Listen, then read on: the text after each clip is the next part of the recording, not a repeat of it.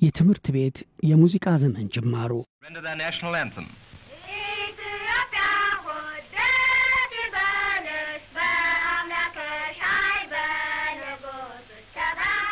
በሃያኛው ክፍለ ዘመን መባቻ የተጀመረው የኢትዮጵያ ዘመናዊ ትምህርት እንቅስቃሴ ከሀገሪቱ ሙዚቃ ጎን ለመቆም አፍታ አልወሰደበትም። ለዚህ ደግሞ ሁለት ገፊ ምክንያቶች ተጠቃሽ ናቸው። የመጀመሪያው በቀደምት ትምህርት ቤቶች ውስጥ የነበሩት መምህራን የውጭ ዜጎች እንደመሆናቸው መጠን ለኪነ ጥበብ ያላቸው ግምት የተሻለ ከመሆኑ ጋር ሲተሳሰር፣ ሁለተኛው በአንጻሩ በኢትዮጵያ የሚታሰበውን ዘመናዊ የኪነ ጥበብ እንቅስቃሴ መሰረት ለማስያዝ ከትምህርት ቤቶች የላቀ ቦታ ሊኖር አይችልም ተብሎ መታመኑ ነው ይላሉ ጠመንጃና ሙዚቃ በሚለው ስራቸው ይነገር ጌታቸው ወይም ማዕረግ። በዚህ መነሻም በኢትዮጵያ የመጀመሪያ የሆነው የዳግማዊ ምኒልክ ትምህርት ቤት ገና ዳዴ በሚልበት ዘመን ከሙዚቃ ጋር ተሳሰረ። በቀዳሚ ርዕሰ መምህሩ ሐና ሳሂብ መልካም ፍቃድም መዝሙሮች የሚቀርቡበት ቅጽር ሆነ። ግብፃውያኑ መምህራን ሙሴ ሻኩራና ሙሴ መሊሂምም በሀገራቸው ሳሉ የሚያውቋቸውን መዝሙሮች ለተማሪዎቻቸው እያስጠኑ በምኒልክ ትምህርት ቤት አዲስ ኪናዊ ፈለግን አስተዋወቁ።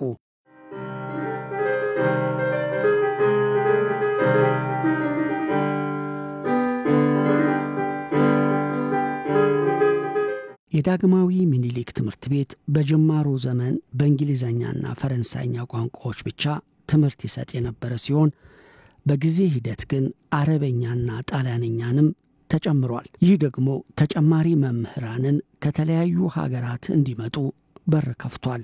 በዚህ መንገድም ጥቂት ጀርመናውያን 4 ኪሎ ደርሰዋል። የእነዚህ መምህራን ቅጥርም በትምህርት ቤቱ የነበረውን የመዝሙር እንቅስቃሴ ወደ ተሻለ ደረጃ አሸጋገረው። በኢትዮጵያ የመጀመሪያ የሚባለው የዳግማዊ ምኒልክ ትምህርት ቤት የነበረው የሙዚቃ እንቅስቃሴ ከመነሻው እንዲህ ያለ መልክ የነበረው ቢሆንም በጊዜ ሂደት ግን የሀገሪቱ ሙዚቃ እምብርት ለመሆን በቃ። ለዚህ ደግሞ የሃይማኖት ትምህርት በዳግማዊ ምኒልክ ትምህርት ቤት መሰጠት መጀመሩና የአርባዎቹ ልጆች አዲስ አበባ መድረስ አይነተኛ ሚና ይዟል።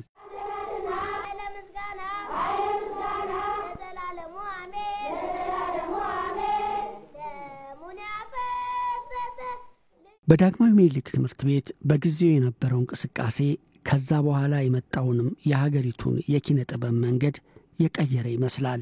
ለዚህ ደግሞ በወቅቱ ተማሪ ከነበሩት መካከል የኋለኛው የትምህርት ሚኒስቴር ብላቴን ጌታ ሳህሌ ጸዳሉ ተጠቃሽ ናቸው። እስከ 1926 ድረስ በትምህርት ቤቶች የነበረው የኪነ ጥበብ ዝግጅት በዓመት አንድ ጊዜ ብቻ የነበረ ሲሆን የብላቴን ጌታ ሳህሌ የትምህርትና ስነ ጥበብ ሚኒስቴር መሆን ግን ይህ እንዲሻሻል በር ከፍቷል። በሀገራችንም ለመጀመሪያ ጊዜ የቲያትር አዳራሽ በዳግማዊ ምኒልክ ትምህርት ቤት እንዲከፈት የላቀው ሚና ተጫውተዋል።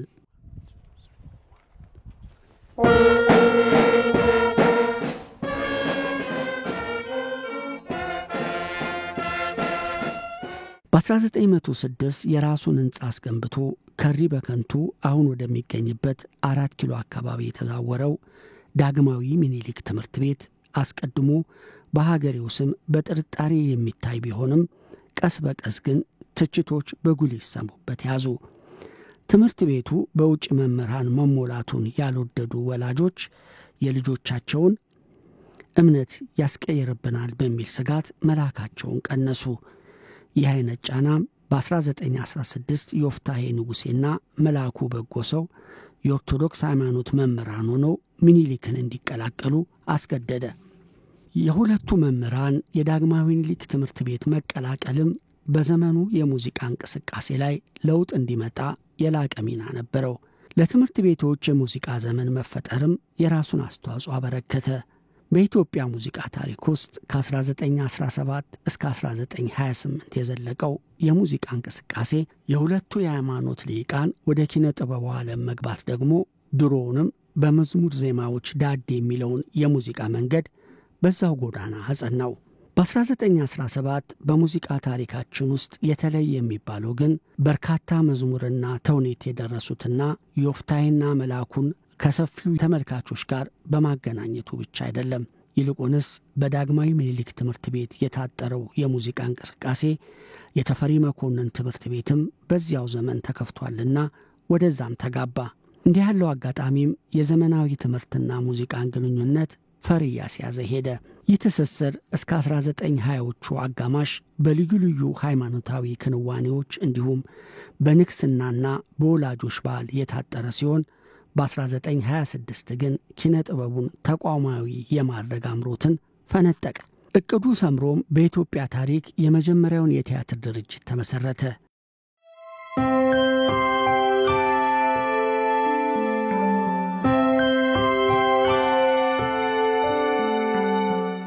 በኢትዮጵያ ቲያትር ድርጅት ስያሜው ቲያትር ይጠቀሙ እንጂ ተግባሩ ግን ሙዚቃን ያቀፈ ነበር።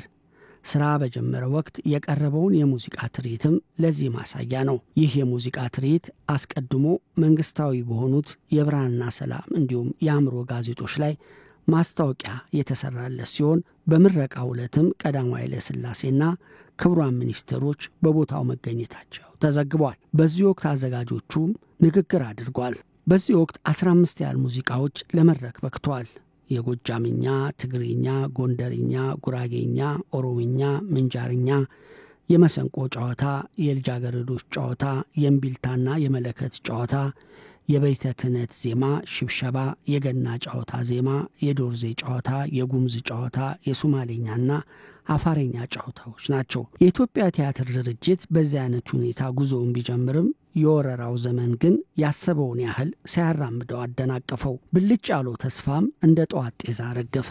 የትምህርት ቤቶች የሙዚቃ እንቅስቃሴ ከወረራው ዘመን በፊት በነበሩት ዓመታት የሀገሪቱ ሙዚቃ ዘዋሪ ሆኖ ያገለገለ መሆኑ ባይካድም ከላይ እንደተጠቀሰው ግን ለፖለቲካ መልእክቶች ጭሰኛ ነበር። ይህ ብቻ አይደለም። ወቅቱ ሃይማኖታዊ ጉዳዮች ከዓለማዊ ሐሳቦች ጋር የተጎራበቱበት ተውፊታዊና ምዕራባዊ የሙዚቃ ጨዋታ ትንቅንቅ የገጠሙበት ነበር ለማለት ያስደፍናል።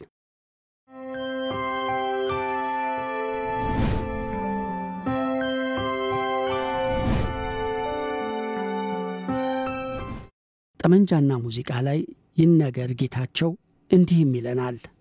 የትምህርት ቤቶች የሙዚቃ ዘመን በመዝሙር የተቀነበበ ቢሆንም የመዝሙር ሥራዎች ግን የቀደመውን ተውፊታዊ መንገድ የተከተሉ አልነበሩም። በተለይም በተፈሪ መኮንን ትምህርት ቤት ይቀርቡ የነበሩ መዝሙሮች ሰርካዊውን የመዝሙር መንገድ ሲገፉ የሚስተዋሉ ናቸው። በተፈሪ መኮንን ትምህርት ቤት በሚያዝያ ወር 1917 የቀረበው የኢትዮጵያ ብርሃን የተሰኘው የተማሪዎች መዝሙርም ለዚህ ምሳሌ ይሆናል ይላሉ። ይህ ሥራ ለሕዝብ ከበቃ ከ5 ወራት በኋላም የተፈሪ መኮንን ትምህርት ቤት ተማሪዎች የ1918 አዲስ ዓመት የመስቀል በዓልን በማስመልከት ሰፊ ዝግጅት አቅርበዋል። በዚህ ወቅት መዝሙረ መስቀል የተባለውን ዜማ ንጉሡ በታደሙበት መድረክ ላይ ተጫውቷል። በወቅቱ የትምህርት ቤቱ መምህራን የነበሩት ዮፍታሔ ንጉሴና መላኩ በጎ ሰውም በርካታ መዝሙሮችን ጽፏል። ከእነዚህ ሥራዎች መካከል ማርሽ ኢትዮጵያና ማርሽ ተፈሪ ከፍተኛ ቦታ የሚሰጣቸው ናቸው። ማርሽ ተፈሪ በአገራችን የሙዚቃ ታሪክ ውስጥ ለመጀመሪያ ጊዜ ለገበያ ተብሎ ቀረጻው የተካሄደ መዝሙር ሲሆን በ4 ብር ከ25 ሳንቲም ይሸጥ እንደነበር ተዘግቧል። ይህ ማርሽም ከአገሪቱ ብሔራዊ መዝሙር በላቀ መልኩ በተለያዩ ትምህርት ቤቶች ሲቀርብ ኖሯል። ማርሽ ኢትዮጵያ በአንጻሩ የአገሪቱ ብሔራዊ መዝሙር በመሆን እስከ ንጉሳዊ ሥርዓት ፍጻሜ ድረስ አገልግሏል። የተጠቀሱት መዝሙሮች በንጉሳዊ ሥርዓት ዘመነ መንግሥት ብሔራዊና ዘውዳዊ መዝሙር ሆነው መዝለቃቸው ባይካድም የትምህርት ቤት ሰንደቅ ዓላማ የሚወጣና የሚወርደው ግን በማርሽ ተፈሪ አሊያም በማርሽ ኢትዮጵያ አልነበረም። ይልቁንስ የክብር ሰላምታ የተባለ ተጨማሪ መዝሙር ነበር። ይህ መዝሙር በኢትዮጵያዊው እሸቴ መኮንን መቀናበሩ ይገለጻል። በዮፍታሔ ንጉሴ ፊት አውራሪነት የደመቀው የትምህርት ቤቶች የሙዚቃ ዘመን በጊዜ ሂደት እየተዳከመ መሄዱ አልቀረም። ለዚህ ደግሞ የጣሊያን ወረራ አይነተኛ ሚና ተወጥቷል። የጦርነቱ አይቀሬነት እውን እየሆነ ሲመጣም በየትምህርት ቤቱ የነበሩት መምህራንም ሆነ ተማሪዎች ለነጻነት ተጋድሎ ራሳቸው ማዘጋጀት ጀመሩ። ተወርዋሪው ኮከብ ዮፍታሔ ንጉሴም ለጦርነት ዕድሜያቸው ያልደረሱ ሕፃናትን ስለ ነጻነት ከመስበክ ይልቅ አዋቂዎችን መቀስቀስ ይሻላል በሚል የአገር ፍቅር ማህበር መስረታ ላይ ያተኮሩ። ፋሺስት ኢትዮጵያን ሲቆጣጠርም አርበኝነትን ተቀላቀሉ።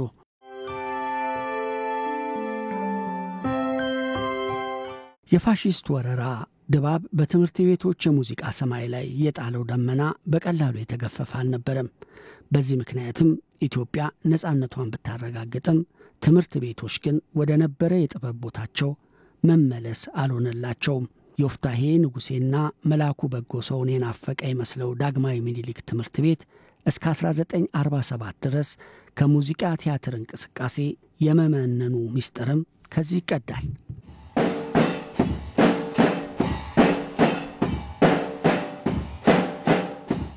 በኢትዮጵያ ሙዚቃ ታሪክ ውስጥ የትምህርት ቤቶች የሙዚቃ ዘመን ተብሎ የሚጠራው ወቅት ፋሺስት ሀገራችንን እስከ ተቆጣጠረበት ጊዜ ያለው ቢሆንም በትምህርት ቤቶች ውስጥ ያለው የሙዚቃ እንቅስቃሴ ግን በዚህ ጊዜ ገደብ ብቻ የታጠረ አልነበረም። ይህ እውነት ደግሞ በሁለተኛ ደረጃ ትምህርት ቤቶች ሙዚቃ ጎልቶ ይታይ ወደ ነበረበት ወቅት እንድናማትር እድል ይሰጠናል። በኢትዮጵያ በ1940ዎቹ መገባደጃ በሁለተኛ ደረጃ ተማሪዎች ስርዓተ ትምህርት ውስጥ ሙዚቃ እንዲካተት ያደረገ ሲሆን በዚህ ውጤትም የሀገሪቱ ሙዚቃ እንዲነቃቃ ምክንያት ሆኗል።